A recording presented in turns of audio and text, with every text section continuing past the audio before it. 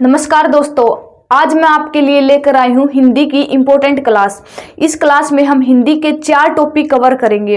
वो करेंगे हम पर्यायवाची शब्द, विलोम शब्द, अनेक शब्दों के लिए एक शब्द और हम करेंगे मुहावरे। ये 4 टॉपिक परीक्षा की दृष्टि से बहुत ही ज़्यादा इम्पोर्टेंट है, क्योंकि इन टॉपिक से परीक्षा में 3 या 4 क्वेश्चन तो आपके जरूर ही पूछे जाएंगे। तो ये टॉपिक आपके लिए बहुत इंपॉर्टेंट है, क्लास भी आपके लिए बहुत ज़्यादा इंपॉर्टेंट होने वाली है। तो हर एक क्वेश्चन का आंसर कमेंट बॉक्स में देना है। ऐसा मान के चलिए कि ये आपका एक प्रकार से टेस्ट ही हो रहा है। तो आप देखना कि आपने कितने क्वेश्चन ठीक किए हैं और कितने क्वेश्चन आपके गलत हो रहे हैं, और साथ में आपको ये भी पता चल जाएगा कि आपकी कैसी तैयारी हो रही है। ठीक है, तो ज़्यादा टाइम हम लेंगे नहीं, क्वेश्चन को हम जल्दी जल्दी कवर करने की कोशिश करेंगे। हर एक क्वेश्चन इंपॉर्टेंट है, हर एक क्वेश्चन परीक्षा की दृष्टि से बहुत ही ज़्यादा इंपॉर्टेंट है। जितने भी हम इस क्लास में टॉपिक करेंगे, 4 टॉपिक कवर करेंगे, वो टॉपिक बहुत इंपॉर्टेंट है। चलिए हम देख लेते हैं हमारा पहला क्वेश्चन क्या है। आज की क्लास का पहला क्वेश्चन है हमारा पर्यायवाची शब्दों से है।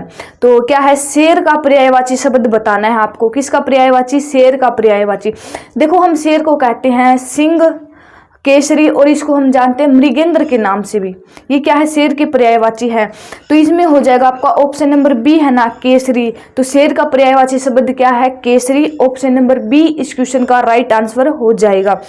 इसके अलावा हम शेर को मृगेंद्र भी कहते हैं, इनको भी आप याद रखना। ऑप्शन नंबर बी इस क्वेश्चन का राइट आंसर हो जाएगा। अगला क्वेश्चन देखिए हमारा क्या है, ये भी पर्यायवाची शब्दों से है कि जो धाता है ना, इसका पर्यायवाची शब्द बताना है आपको। धाता का पर्यायवाची शब्द क्या है? तो क्या हो जाएगा? विष्णु, धाय, पक्ष या फिर हार। तो ये हो जाएगा आपका विष्णु। क्या हो जाएगा?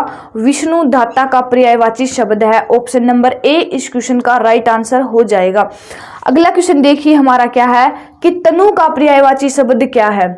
क्या है? तनु का पर्यायवाची शब्द क्या है? तो जो तनु है ना, इसका पर्यायवाची शब्द होता है शरीर, देह, काया। ये सभी के सभी किसके पर्यायवाची शब्द है? तनु के पर्यायवाची शब्द है। तो ऑप्शन नंबर ए इस क्वेश्चन का राइट आंसर हो जाएगा। जल्दी से कमेंट बॉक्स में चंद्रमा के पर्यायवाची शब्द बताइए, जल्दी से आंसर दो कमेंट बॉक्स में। तो ऑप्शन नंबर ए इस क्वेश्चन का राइट आंसर हो जाएगा। अगला क्वेश्चन देखिए और इसका आंसर हमें बताइए कि पावक का पर्यायवाची शब्द क्या है। जल्दी से इसका आंसर बताइए, पावक का पर्यायवाची शब्द क्या है? अंगारा, हुताशन, लपट या फिर ज्वाला। तो आप कहोगे जी जो पावक का पर्यायवाची शब्द है वो हो जाएगा आपका हुताशन। क्या हो जाएगा? हुताशन। ऑप्शन नंबर बी इस क्वेश्चन का राइट आंसर हो जाएगा। अगला क्वेश्चन देखिए हमारा, किरण का पर्यायवाची शब्द क्या है? जल्दी से बताओ, किरण का पर्यायवाची शब्द क्या है? किरण का पर्यायवाची शब्द हो जाएगा आपका प्रभा। क्या हो जाएगा? प्रभा किरण का पर्यायवाची शब्द है। अच्छा, रवि, दिनकर हम किसको कहते हैं? रवि और दिनकर है ना, ये किसके पर्यायवाची शब्द है? तो ये हो जाएंगे आपके सूर्य के पर्यायवाची शब्द है। इसके अलावा सूर्य का पर्यायवाची शब्द है सविता है, प्रभाकर है, इनको भी आप याद रखना। और रवि और दिनकर ये भी सूर्य के पर्यायवाची शब्द हैं। तो किरण का पर्यायवाची शब्द प्रभा। ऑप्शन नंबर ए इस क्वेश्चन का राइट आंसर हो जाएगा। अगला क्वेश्चन देखिए हमारा क्या है कि धरती का पर्यायवाची शब्द है। किस चीज का? धरती का पर्यायवाची शब्द कौन सा है? चंचला, विपुला, सरसी या फिर अचला। तो आप कहोगे जी धरती का पर्यायवाची शब्द हो जाएगा अचला। क्या हो जाएगा? अचला। इसके अलावा हम कहते हैं भूमि, भू, धरा। ठीक है, ये सब किसके पर्यायवाची शब्द हैं? धरती के पर्यायवाची शब्द है। एक है रतन, गरबा भी धरती का पर्यायवाची शब्द है, इनको भी आप याद रखना। तो ऑप्शन नंबर डी इस क्वेश्चन का राइट आंसर हो जाएगा। अगला क्वेश्चन देखिए हमारा क्या है, विनायक का पर्यायवाची शब्द क्या है? किस चीज का है? विनायक। ये शब्द आपने कई बार देखा भी होगा, पढ़ा भी होगा। विनायक शब्द का पर्यायवाची तो ये हो जाएगा आपका गणेश। क्या हो जाएगा? गणेश। विनायक का पर्यायवाची गणेश। अच्छा, शत्रु का पर्यायवाची शब्द बताइए कमेंट बॉक्स में कि शत्रु का पर्यायवाची शब्द क्या है? तो शत्रु का पर्यायवाची शब्द हो जाएगा आपका अरि। तो ऑप्शन नंबर डी इस क्वेश्चन का राइट आंसर हो जाएगा। अगला क्वेश्चन देखिए हमारा क्या है, अतुन का पर्यायवाची शब्द क्या है? अतुन का पर्यायवाची शब्द क्या है? जल्दी से इसका आंसर हमें कमेंट बॉक्स में दो। तो अतुन का पर्यायवाची शब्द हो जाएगा आपका कामदेव। क्या हो जाएगा? कामदेव। ऑप्शन नंबर सी इस क्वेश्चन का राइट आंसर हो जाएगा। अगला क्वेश्चन है हमारा, कानन का पर्यायवाची शब्द क्या है? क्या है कानन का पर्यायवाची? जो कानन है ना, इसको हम जंगल का पर्यायवाची शब्द है। तो जंगल को हम और किस नाम से जानते हैं? कानन, वन। ठीक है, तो ऑप्शन नंबर सी इस क्वेश्चन का राइट आंसर हो जाएगा। अच्छा, पुष्प का पर्यायवाची शब्द बताओ, तो पुष्प का पर्यायवाची शब्द हो जाएगा सुमन, फूल। ठीक है, ये किसके पर्यायवाची शब्द है? पुष्प के पर्यायवाची शब्द है, तो ऑप्शन नंबर सी इस क्वेश्चन का राइट आंसर हो जाएगा। अगला क्वेश्चन है हमारा, वारिद का पर्यायवाची शब्द बताओ जल्दी से। वारिद किसका पर्यायवाची शब्द है? तो कमल का पर्यायवाची शब्द हो जाएगा अरविंद, पंकज, सरोज, जलज, ये सब किसके हैं? ये है कमल के पर्यायवाची शब्द हैं। तो बिजली का पर्यायवाची शब्द बताओ, और जो वारिद है ना, ये हो जाएगा आपका बादल का पर्यायवाची शब्द है। ऑप्शन नंबर डी इस क्वेश्चन का राइट आंसर हो जाएगा। अगला क्वेश्चन है हमारा, ये अब क्वेश्चन आएंगे विलोम शब्दों से। किससे क्वेश्चन आएंगे? विलोम शब्दों से आपके क्वेश्चन आएंगे। इंपॉर्टेंट क्वेश्चन आपके आ रहे हैं। ठीक है, तो जल्दी से इसका आंसर बताओ हमें कॉमेंट बॉक्स में कि मृदुल का विलोम शब्द क्या है। तो मृदुल का विलोम शब्द हो जाएगा आपका कठोर। क्या हो जाएगा? कठोर। और कठिन का विलोम शब्द हो जाएगा सरल। ऑप्शन नंबर डी इस क्वेश्चन का राइट आंसर हो जाएगा। अगला क्वेश्चन देखिए हमारा है, ऋणात्मक का विलोम शब्द क्या है? क्या है? ऋणात्मक का विलोम शब्द बताना है आपको। क्या है? तो ऋणात्मक का विलोम शब्द हो जाएगा धनात्मक। क्या हो जाएगा? धनात्मक। ऑप्शन नंबर ए इस क्वेश्चन का राइट आंसर हो जाएगा। अगला क्वेश्चन है, कलुष का विलोम शब्द क्या है? कलुष जो शब्द है ना, इसका विलोम बताना है, तो कलुष का विलोम हो जाएगा निष्कलुष। क्या हो जाएगा? निष्कलुष। ऑप्शन नंबर सी इस क्वेश्चन का राइट आंसर हो जाएगा। अगला क्वेश्चन है हमारा, चिरंजन का विलोम शब्द क्या है? क्या है? चिरंजन का विलोम शब्द क्या है? तो चिरंजन का विलोम शब्द बताइए क्या है?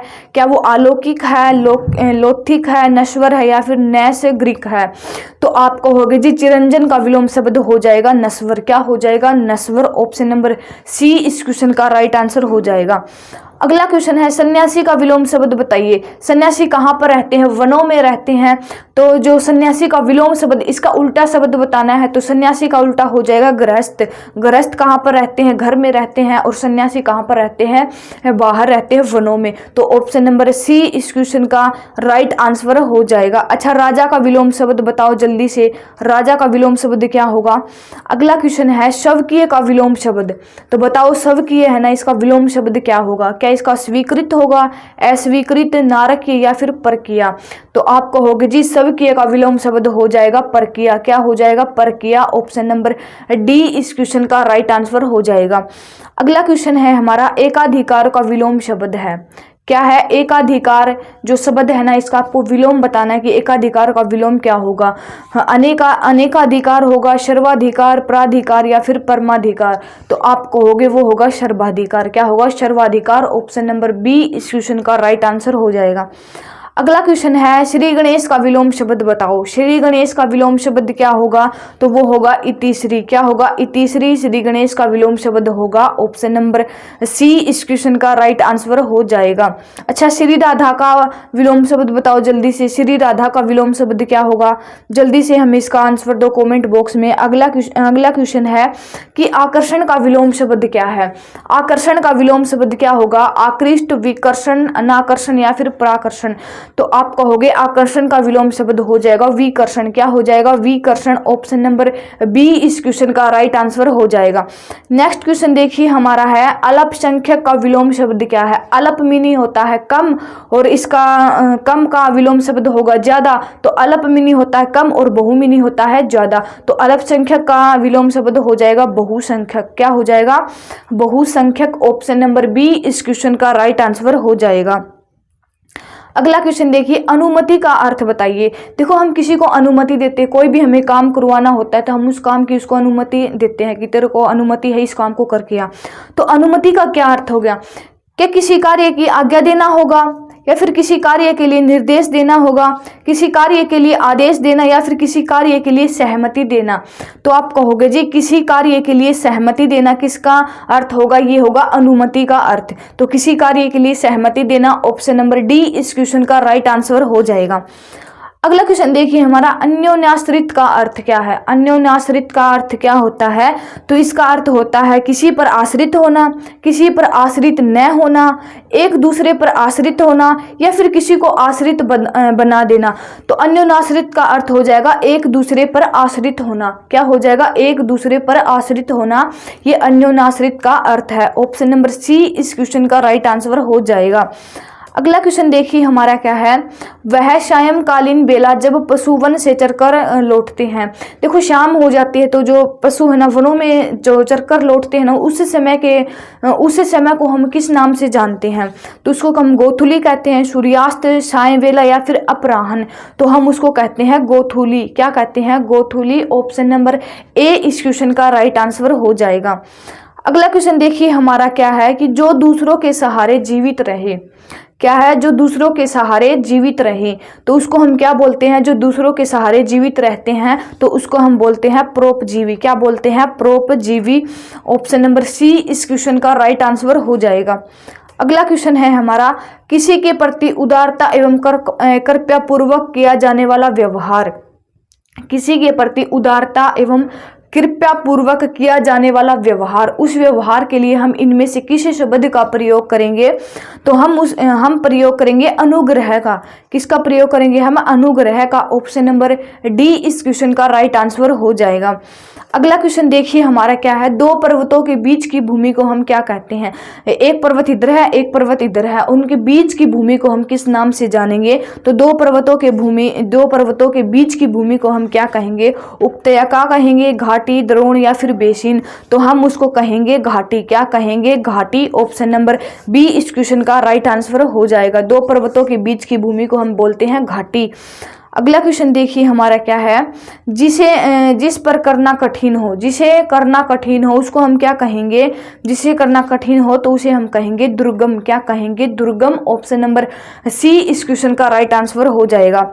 अगला क्वेश्चन देखिए हमारा, जो शत्रु की हत्या करता है, जो अपने शत्रु को मार देता है, अपने शत्रु की हत्या कर देता है, तो इसके लिए हम किस शब्द का प्रयोग करेंगे? जो शत्रु की हत्या कर देता है तो शत्रुघ्न कहेंगे, नश्वर, जन्मांध या फिर निर्दय। देखो जो जन्मांध होता है ना, ये होता है जन्म से अंधा। ठीक है, तो जो शत्रु की हत्या करता हो तो उसको हम कहेंगे शत्रुघ्न। क्या कहेंगे?